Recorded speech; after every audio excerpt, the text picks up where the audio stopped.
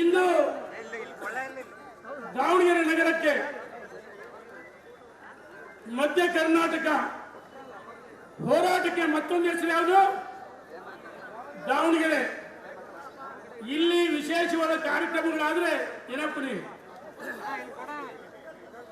ವಿಧಾನಸೌಧ 3ನೇ ಮಾಡಿಗೆ ಸರ್ಕಾರ ಬರುತ್ತಾನೆ. ಅದಕ್ಕೋಸ್ಕರ ಮಧ್ಯ ಕರ್ನಾಟಕ ದಾವಣಗೆರೆ 3ನೇ ಹಂತದ ಜನಾಕ್ರೋಶ ಯಾತ್ರೆ ಆಗಮಿಸಿ ನಮ್ಮೆಲ್ಲ ನಾಯಕರು ವೇದಿಕೆ ಮೇಲೆ ಉಪಸ್ಥಿತರೆ. ನಾನು ಅಧ್ಯಕ್ಷರಿಗೆ ವಿನಂತಿಯನ್ನು ಮಾಡ್ತೀನಿ, ಎಲ್ಲ ಮುಖಂಡರುಗಳಿಗೆ, ಈ ಕಾರ್ಯಕ್ರಮ ನಮಗೆ ತೃಪ್ತಿ ಇಲ್ಲ. ಬೆಳಗ್ಗೆ ಎಲ್ಲ ಅಡಿಕೆ ಮತ್ತೊಂದು ನೀರು ಮುಗಿಸಿ ಬಂದಿರಿ, ನಮಗೆ ಮಧ್ಯಾಹ್ನ ಕೊಡಬೇಕಾಯ್ತು. ಯಾಕಂದ್ರೆ ಸಮಾರೋಪ ಇನ್ನೂ ಎಷ್ಟಾದ ಖರ್ಚಾಗಿ ನಾವೆಲ್ಲ ಮಾಡ್ತೀವಿ. ಅಧ್ಯಕ್ಷರಿಗೂ ಮತ್ತೆಲ್ಲ ಮುಖಂಡರಿಗೆ ವಿನಂತಿ ಮಾಡ್ತೀನಿ, ಸಮಾರೋಪ ಕಾರ್ಯಕ್ರಮ ಜನಾಕ್ರೋಶ ಯಾತ್ರೆ ದಾವಣಗೆರೆ ಕೊಡ್ರಿ ಮಧ್ಯಾಹ್ನ 3 ಗಂಟೆಗೆ. ಯಾಕಂದ್ರೆ ಎಲ್ಲ ಹೋರಾಟಗಳು ಇಲ್ಲಿ ಯಶಸ್ವಿಯಾಗಿದೆ. ನಾವು ಬಹಳಷ್ಟು ಕಾರ್ಯಕ್ರಮ ಮಾಡಬೇಕಂದ್ರೆ ಕಾರಣಾಂತರ ಮುಂದೋಗಿದೆ. ಅದಕ್ಕೋಸ್ಕರ ಜನಾಕ್ರೋಶ ಯಾತ್ರೆಯ ಸಮಾರಂಭವನ್ನ ದಾವಣಗೆರೆ ಕೊಡ್ರಿ ಅಂತೇಳಿ ರಾಜ್ಯದ ಅಧ್ಯಕ್ಷ ಎಲ್ಲ ಮುಖಂಡರಿಗೆ ವಿನಂತಿ ಮಾಡ್ತಾರೆ. ತಮ್ಮೆಲ್ಲರ ಪರವಾಗಿ ಮಾಡಬಹುದು ತಾನೆ? ಮಾಡಬಹುದಾ? ಬಂಧುಗಳೇ, ರಾಜ್ಯದಲ್ಲಿ ಸರ್ಕಾರ ಸತ್ತು ಹೋಗಿದೆ. ಕಳೆದ 2 ವರ್ಷಗಳಿಂದ ಸುಳ್ಳು ಭರವಸೆಗಳನ್ನು ಹೇಳಿ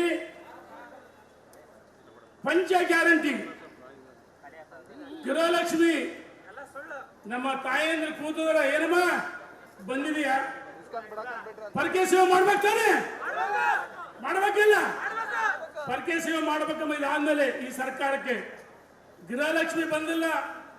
ನಮ್ಮ ಸಹೋದರಿ ಲಕ್ಷ್ಮಿ ಹೆಬ್ಬಾಳ್ಕರ್ ಹೇಳ್ತಾರೆ, ಇಲ್ಲ ನಾನು ಆಸ್ಪತ್ರೆಯಲ್ಲಿ ಮಲಗಿದ್ದೆ, ಹಣ ಬಿಡುಗಡೆ ಆಗಿಲ್ಲ ಹಣ ಅಂತಾರೆ. ಅಕ್ಕ, ನಿಮಗೇನು ಆರೋಗ್ಯ ಅನಾರೋಗ್ಯ ಇರಲಿ, ಚೆನ್ನಾಗಿರ್ಲಿ, ದೇವ್ರ ಕಾಪಾಡಿ ನಿಮ್ಮನ್ನು ಚೆನ್ನಾಗಿರ್ಲಿ. ಆದ್ರೆ ನೀವು ಆಸ್ಪತ್ರೆಯಲ್ಲಿ ಅಡ್ಮಿಟ್ ಆಗಿದ್ರಿ, ನಿಮ್ಮ ಆರ್ಥಿಕ ಇಲಾಖೆ ಅದು ಆಸ್ಪತ್ರೆ ಸೇರಿದೆಯಾ? ಆರ್ಥಿಕ ಇಲಾಖೆ ಹಣ ಇಲ್ಲ, ಎಲ್ಲಿ ಮಾಡ್ತು? ಗೃಹಲಕ್ಷ್ಮಿ ಬಿಡುಗಡೆ ಮಾಡಿಲ್ಲ, ಇವನಿದೆ ಯುವಕರು ಸಿಗಲೇ ಇಲ್ಲ. ಗೃಹ ಜ್ಯೋತಿ ವಿದ್ಯುತ್ ದರ ಜಾಸ್ತಿ ಆಗಿದೆ. ಶಕ್ತಿ ಹೇಳ್ತಾರೆ ಡಿ ಕೆ ಶಿವಕುಮಾರ್, ಸಿದ್ದರಾಮಯ್ಯ, ಅತ್ತೆ ಮನೆಗೆ ಹೋಗಿ ಮಾವು ಮನೆಗೆ ಹೋಗ್ಬೋದು, ಅವ್ರಿಗೆ ಹೋಗ್ಬೋದು, ಇಲ್ಲಿಗೆ ಹೋಗ್ಬೋದು. ಎಲ್ಲೆನ ಗ್ರಾಮಾಂತರ ಸಾರಿಗೆನೇ ಇಲ್ಲ. ಹಾಗಾಗಿ ಪಂಚ ಭರವಸೆಗಳು ಸುಳ್ಳೇಳಿ ಅಧಿಕಾರಕ್ಕೆ ಬಂದಂತ ಸರ್ಕಾರ ಇವತ್ತು ಸತ್ತೋಗಿದೆ, ಬದುಕಿಲ್ಲ, ಟೇಕಪ್ ಆಗಿಲ್ಲ. ಅದಕ್ಕೋಸ್ಕರ ಈ ಜನಸಂಘರ್ಷ ಜನಾಕ್ರೋಶ ಯಾತ್ರೆ ಪ್ರಾರಂಭ ಆಗಿದೆ. ಬಂಧುಗಳೇ, ನಾನು ಕೇಳಕ್ಕೆ ಇಚ್ಛೆ ಪಡ್ತೀನಿ, ಸಿದ್ದರಾಮಯ್ಯನವರೇ, ಸುಳ್ಳೇಳಿ ಅಧಿಕಾರಕ್ಕೆ ಬಂದ್ರಲ್ಲ, 48 ಅಗತ್ಯ ವಸ್ತುಗಳ ಬೆಲೆ ಏರಿಕೆ, ನಾಯಕರು ಮಾತಾಡ್ತಾರೆ, ಹೆಚ್ಚು ಮಾತಾಡಲ್ಲ. 48 ವಸ್ತುಗಳು, ಹಾಲು ಉತ್ಪಾದನೆ ಮಾಡೋದು 20%. ಬಹಳ ಜನ ರೈತರು ಮಕ್ಕಳು ನಾವು ಎಣ್ಣೆ ಕಟ್ಟಿಲ್ಲ, ಆಕಳು ಕಟ್ಟಿಲ್ಲ. ಹಿಂದೆ ನಮ್ಮ ತಾಯಿ ಹಾಲು ಕರಿತಿದ್ರು, ಬೆಣ್ಣೆ ಕರಿತೇವೆ, ಮಜ್ಜಿಗೆ ಮಾಡ್ತಿದ್ರು, ಸೇರುಗಟ್ಟೆ ಹಾಲು ಕೊಡ್ತಿದ್ವಿ. ಆದ್ರೆ 20% ಅವ್ರಿಗೆ ಕೊಡೋಣ. ಯಡಿಯೂರಪ್ಪ ಹೈನುಗಾರಿಕೆಗೆ ಪ್ರೋತ್ಸಾಹನ ಕೊಟ್ಟರು. ಪೌಷ್ಟಿಕಾಂಶ ಬೇಕಂದ್ರೆ 10 ಲೀಟರ್ ಹಾಲು ತಗೊಂಡು ಚಹಾ ಕಾಫಿ ಕುಡಿಬೇಕು ಅಂದ್ರೆ ಹಾಲಿನ ದರವನ್ನು ದುಪ್ಪಟ್ಟು ಮಾಡಿದ್ದಾರೆ. ಹಾಲು ಹಾಲಿಂದ ಹಿಡಿದು ಆಲ್ಕೋಹಾಲು, ಪೆಟ್ರೋಲ್, ಡೀಸೆಲ್ ದರ 7% ಕಡೆಗೆ ಜಾಸ್ತಿ ಹಾಕಿದ್ರೆ ರಾಜ್ಯ ಈ ದೇಶದಲ್ಲಿ ಕರ್ನಾಟಕ ಕಾಂಗ್ರೆಸ್ ಸರ್ಕಾರ ಹೇಳಕ್ಕೆ ಇಚ್ಛೆ ಪಡ್ತೀನಿ ಬಂಧುಗಳಿಗೆ. ಮತ್ತು ಎಣ್ಣೆ, ಮನೆ ಊಟದ ಅಡಿಗೆ ಎಣ್ಣೆ ಎಲ್ಲವೂ ಜಾಸ್ತಿ ಇದೆ. ಅದಕ್ಕೋಸ್ಕರ ಈ ಸರ್ಕಾರ ವಿರುದ್ಧವಾಗಿ ನಮ್ಮ ರಾಜ್ಯಾಧ್ಯಕ್ಷ ನೇತೃತ್ವದಲ್ಲಿ ಜನಾಕ್ರೋಶ ಯಾತ್ರೆ ಮೈಸೂರಿಂದ 7ನೇ ತಾರೀಕು ಪ್ರಾರಂಭ ಆಗಿ ಇವತ್ತಿಗೆ 116ನೇ ಜಿಲ್ಲೆಗಳು ಅತ್ಯಂತ ಯಶಸ್ವಿಯಾಗಿದೆ. ರಾಜ್ಯದಲ್ಲಿ ಸರ್ಕಾರಕ್ಕೆ ಸಿದ್ದರಾಮಯ್ಯ, ಡಿ ಕೆ ಶಿವಕುಮಾರ್ ಅವರಿಗೆ ನಡುಕ ಪ್ರಾರಂಭ ಆಗಿದೆ. ಡಿ ಕೆ ಶಿವಕುಮಾರ್ ಭಾರಿ ಕಲಾವಿದ, ಎಲ್ಲರೂ ಬಣ್ಣ ಹಚ್ಚಿ ನಾಟಕ ಮಾಡಿದ ಡಿ ಕೆ ಶಿವಕುಮಾರ್ ಅಣ್ಣ ಹೈಕಮಾಂಡ್ ಒತ್ತಡ ಹಾಕಿಸಿ ಎಲ್ಲ ದೇವಸ್ಥಾನಗಳನ್ನು ಸುತ್ತಿ ಏನಾದ್ರೂ ಮಾಡಿ ಆ ಕುರ್ಚಿ ಬೋಲ್ಟ್ ನಟ್ಟು ಅಂತಲ್ಲ ಕಲಾವಿದರಿಗೆ, ಆ ಬೋಲ್ಟ್ ನಟ್ಟು ಲೂಸ್ ಮಾಡಿ ಆ ಮುಖ್ಯಮಂತ್ರಿ ಕುರ್ಚಿಯಲ್ಲಿ ಕೂರ್ಬೇಕಂತ ಹೇಳಿ ಒಂದ್ ಕಡೆ DK ಶಿವಕುಮಾರ್ ಅವರು ಪ್ರವಾಸ ಮಾಡ್ತಿದ್ದಾರೆ, ಇನ್ನೊಂದ್ ಕಡೆ ಸಿದ್ದರಾಮಯ್ಯ ಸುಮ್ಮನೆ ಬಿಟ್ಟು ಬಿಡ್ತಾರ. ನಾನು 16 ಬಜೆಟ್ ಮಾಡಿಸಿದ್ದೀನಿ ಅಂತ ಹೇಳಿ ಅವ್ರ ಹಿಂಬಾಲಕರ ಮುಖಾಂತರ ಸಿದ್ದರಾಮಯ್ಯ ಮುಂದಿನ ಮುಖ್ಯಮಂತ್ರಿ, ಅಲ್ಲಿ ಅವರೇ ಮುಖ್ಯಮಂತ್ರಿ, ಕುರ್ಚಿ ಖಾಲಿ ಇಲ್ಲ ಅಂತ ಹೇಳ್ತಾರೆ. ನಿಮ್ಮಿಬ್ಬರು ಜಗಳದಲ್ಲಿ, ಗಂಡ ಹೆಂಡತಿ ಜಗಳದಲ್ಲಿ ಕೂಸು ಬಿಡುವಾಗಿದೆ. ಈ ರಾಜ್ಯದ ಜನ ಬೀದಿ ಪಾಲಾಗ್ತಿದ್ದಾರೆ. ನಾನು ಕೇಳಕ್ಕೆ ಇಚ್ಛೆ ಪಡ್ತೀನಿ ಬಂಧುಗಳೇ, ಸನ್ಮಾನ್ಯ DK ಶಿವಕುಮಾರ್ ಅವರೇ, ಸಿದ್ದರಾಮಯ್ಯನವರೇ, ವಿಜಯೇಂದ್ರ ಭಾರತೀಯ ಜನತಾ ಪಾರ್ಟಿ ಜನಾಕ್ರೋಶ ವ್ಯಂಗ್ಯವಾಗಿ ಮಾತಾಡ್ತೀರಾ? ಹಾಲಿಗೆ ಪ್ರೋತ್ಸಾಹ, ಹಾಲಿಗೆ ಹೈನುಗಾರಿಕೆ ಜಾಸ್ತಿ ಮಾಡಿದ್ರೆ ಆಯ್ತು, ನಿಮ್ಮ ಸರ್ಕಾರ ಇಲ್ಲಿ ಸೋರಿಕೆ ಆಗ್ತದೆಯಲ್ಲ. SCPTC 46,000 ಕೋಟಿ ನಾವು ಇಟ್ಟಿದ್ದನ್ನ ಡೈವರ್ಟ್ ಮಾಡಿಲ್ಲ, ಅದನ್ನು ಸರಿದಿಲ್ಲ ಜನರಿಗೆ. ಯಾಕೆ ನೀವು ಹೈನುಗಾರಿಕೆ ಯಡಿಯೂರಪ್ಪ ಕೊಟ್ಟಂಗೆ ಪ್ರೋತ್ಸಾಹ ಕೊಡಬಾರದು? ಇವತ್ತು ಅಗತ್ಯ ವಸ್ತುಗಳ ಬೆಲೆ ಇಳಿಸಬೇಕು. ಅಲ್ಲಿವರೆಗೂ ನಮ್ಮ ಸರ್ಕಾರ, ನಮ್ಮ ಪಕ್ಷದ ಹೋರಾಟ ನಿಲ್ಲಲ್ಲ ಅಂತೇಳಿ ಸರ್ಕಾರಕ್ಕೆ ಎಚ್ಚರಿಕೆ ಕೊಡಕ್ಕೆ ರಾಜ್ಯದ ಅಧ್ಯಕ್ಷ ಎಲ್ಲ ಮುಖಂಡರುಗಳು ಬಂಧುಗಳೇ, ಇವತ್ತು ನಾವು ದಾವಣಗೆರೆ ಜಿಲ್ಲೆಯ ಜನ ಸಂಕಲ್ಪ ಮಾಡಬೇಕು. ರಾಜ್ಯದ ಅಧ್ಯಕ್ಷ ಹೇಳ್ಬೇಕು, ಅಧ್ಯಕ್ಷ ಈ ಸರ್ಕಾರ ವಿರುದ್ಧ ತೊಡೆತಟ್ಟಿ ಈ ಕಾರ್ಯಕ್ರಮದಲ್ಲಿ ಭಾರಿ ಕೋಲ್ ಚಳವಳಿ ಮಾಡ್ತೀವಿ, ನಮ್ಮ ತಾಯಿಗಳು ಪರಕೆ ಸೇವೆ ಮಾಡ್ತೀವಿ ಅಂತ ಹೇಳ್ಬಹುದಾ? ಹೇಳ್ಬೋದಾನೆ? ಈ ಸರ್ಕಾರಕ್ಕೆ ಪರಕೆ ಸೇವೆ ಮಾಡ್ತೀವಿ, ಅಗತ್ಯ ವಸ್ತುಗಳ ಬೆಲೆ ಇಳಿಸಬೇಕು. ಮತ್ತು ಅನಗತ್ಯವಾಗಿ ನರೇಂದ್ರ ಮೋದಿ ಅವರು ಟೀಕೆ ಮಾಡ್ತಾರೆ. ನರೇಂದ್ರ ಮೋದಿ ಜನ ಮೆಚ್ಚಿದ ನಾಯಕ. ಏನು 4% ಮೀಸಲಾತಿ, ಅದ್ರದ್ದು ವಿಷಯ ಇದೆ. ಅಧ್ಯಕ್ಷ, ನನ್ನ ಮುಖಂಡರುಗಳು ಮಾತಾಡ್ತಾರೆ. ಈ ದೇಶದ ಇತಿಹಾಸದಲ್ಲಿ ಅಂಬೇಡ್ಕರ್ ಸೋಲಿಸಿದ್ದೀವಿ, ಅಪಮಾನ ಮಾಡಿದ್ದೀವಿ, ಸತ್ತಾಗ ಜಾಗ ಕೊಡಲಿಲ್ಲ. ಈಗ ಅಂಬೇಡ್ಕರ್ ಅವರ ಸಂವಿಧಾನ ಬುಕ್ ಅನ್ನ ಕೈಯಲ್ಲಿ ಹಿಡ್ಕೊಂಡು ನಿಮ್ಮ ರಾಹುಲ್ ಗಾಂಧಿ ಎಣಸು, ಪಪ್ಪು ಗಾಂಧಿ, DK ಶಿವಕುಮಾರ್ ಸಂವಿಧಾನ ಬದಲಾವಣೆ ಮಾಡ್ತೀವಿ ಅಂತ ಹೇಳಿದ್ರು. ನಿಮಗೆ ಗೌರವ ಇದ್ರೆ ಸಿದ್ದರಾಮಯ್ಯನವರೇ, ಮಾನ ಮರ್ಯಾದೆ ಇದ್ರೆ 4% ಅಲ್ಪಸಂಖ್ಯಾತರು, ನಾವು ಯಾರು ವಿರೋಧಿಗಳಲ್ಲ. ಅಲ್ಪಸಂಖ್ಯಾತರಿಗೆ 4% ಜನಗಣತಿಯಲ್ಲಿ ನಂಬರ್ 1 ತೋರಿಸಿದಿರಲ್ಲ. ಜಮೀರ್ ಅಹಮದ್ ಹೇಳ್ತೀನಿ, ಮಿಸ್ಟರ್ ಜಮೀರ್ ಅಹಮದ್ ಹೇಳ್ತೀನಿ ನಾನು, ಏನು ಜಮೀರ್ ಅಹಮದ್, ಕರ್ನಾಟಕದಲ್ಲಿ ವಕ್ಫ ಕಾಯ್ದೆ ಜಾರಿಗೆ ಮಾಡಲ್ಲ. ಕರ್ನಾಟಕ ನಿಮ್ಮ ಅಪ್ಪನ ಮನೆ ಆಸ್ತಿನ, ನಿಮ್ಮ ಅಪ್ಪನ ಮನೆ ಆಸ್ತಿನ ಜಮೀನು. ಡಿಜೆಹಳ್ಳಿ, ಕೆಜೆಹಳ್ಳಿ, ಮೈಸೂರು ಉದಯಗಿರಿ ಠಾಣೆ ಇರ್ಬೋದು, ಹುಬ್ಬಳ್ಳಿ ಪೊಲೀಸ್ ಠಾಣೆಗೆ ನೀನೇ ಕಾರಣ. ಇವತ್ತು ಪ್ರಚೋದನೆ ಭಾಷಣ ಮಾಡಿ ಹಿಂದೂಗಳ ಭೂಮಿಯನ್ನ, ಮಠಮಾನ್ಯಗಳ ಭೂಮಿಯನ್ನ ಕಬ್ಜಾ ಮಾಡ್ತಾರೆ. ಬಿಡ್ತೀವ ಹಿಂದೂಗಳು? ಹುಷಾರಂತ ನಾನು ಜಮೀರ್ ಅಹಮದ್ ಹೇಳಿಕೆ ಕೊಟ್ಟಿದ್ದೀನಿ. ಸಿದ್ದರಾಮಯ್ಯನವರೇ 4% ಗುತ್ತಿಗೆಯಲ್ಲಿ ಅವಕಾಶ ಕೊಡೋಣ, ಅದಕ್ಕೋಸ್ಕರ ಜನಾಕರ್ಷ ಇವತ್ತು ದಾವಣಗೆರೆಗೆ ಆಗಮಿಸಿದ ರಾಜ್ಯದ ಪ್ರವಾಸ ಮಾಡ್ತದೆ. ಬಂಧುಗಳೇ, ಈ ಸರ್ಕಾರ ವಿರುದ್ಧವಾಗಿ ತೊಡೆತಟ್ಟಿ ನಾವು ನಿಲ್ಲಬೇಕಂತೇಳಿ ವಿನಂತಿಯನ್ನು ಮಾಡ್ತೀನಿ. ಇದ್ರ ಜೊತೆಗೆ ನಮ್ಮ ರಾಜ್ಯವರ ಸಿಗ್ನಲ್ ಕೊಡಕ್ ಬಂದ ರಾಜ್ಯ ಮುಗಿಸ್ಬಿಡ್ತೀನಿ. ಅರ್ಥ ಆಯ್ತು ನನಗೆ. ಈ ರಾಜ್ಯದಲ್ಲಿ ಅಭಿವೃದ್ಧಿ ಅಂದ್ರೆ ಯಡಿಯೂರಪ್ಪ ತಾನೆ. ಅಭಿವೃದ್ಧಿ ಯಾರು?